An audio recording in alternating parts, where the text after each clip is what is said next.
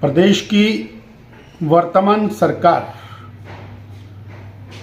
लगातार ऐसे कृत्य कर रही है जिससे हिमाचल प्रदेश देश भर में बदनामी के कगार पर खड़ा हो गया है।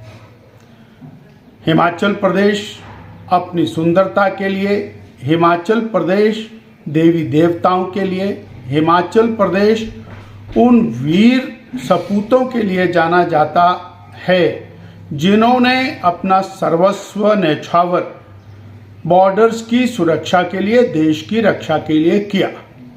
परंतु पिछले 2 साल में एक के बाद एक सरकार ऐसे काम कर रही है जिससे हिमाचल अलग अलग प्रकार से सुर्खियों में।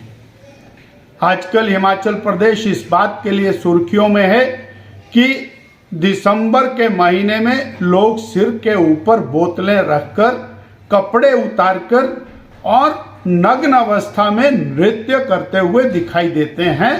और उसके ऊपर हमारे प्रदेश के मुखिया माननीय मुख्यमंत्री जी ये कहते हैं कि कोई हुड़दंग करे, कोई झूमे, कोई कुछ भी करे, उसको जाकर के उसके होटल पहुंचा करके आइए। इसके कारण जो ये प्रदेश की छवि देश भर में जा रही है उसके बारे में उनको कोई चिंता नहीं। लगातार अपनी बातों से बदलना। 2022 में कहा कि 300 यूनिट बिजली फ्री देंगे, एक ने नहीं कहा, चिल्ला चिल्ला करके कहा, गली गली में कहा, मोहल्ले मोहल्ले में कहा, मुख्यमंत्री जी ने कहा, उप मुख्यमंत्री जी ने कहा, इनके बाकी प्रदेशों से आए कांग्रेस के नेताओं ने कहा और इतनी जोर जोर से कहा कि 125 यूनिट दिया बीजेपी ने, ये तो तुम्हारे साथ मजाक किया है, हम तो 300 यूनिट बिजली फ्री के देंगे। आज वो और केवल जनता का ध्यान भटकाने के लिए, जनता को बरगलाने के लिए बड़ी और नखून कटा करके शहीद होते हुए दिखाई देते हैं। बोले मैंने अपनी बिजली की सब्सिडी छोड़ दी है।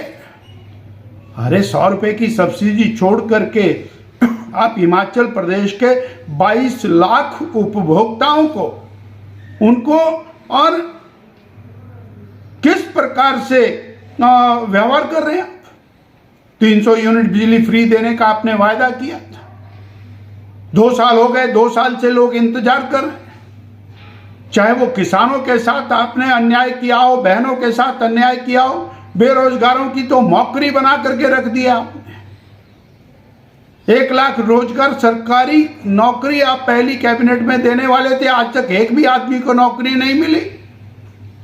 आए दिन आपने व्यवस्था परिवर्तन के नाम पर व्यवस्था तबाह करके रख दी है और उसके बाद जनता का ध्यान भटकाने के लिए कुछ छोटी छोटी चीजें घुमाते रहते हैं और उसके कारण जनता का, मीडिया का ध्यान भटता है।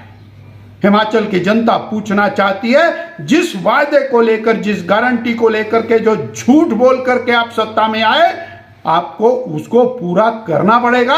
यदि आप नहीं कर रहे हैं तो आपका सत्ता में रहने का कोई अधिकार नहीं है।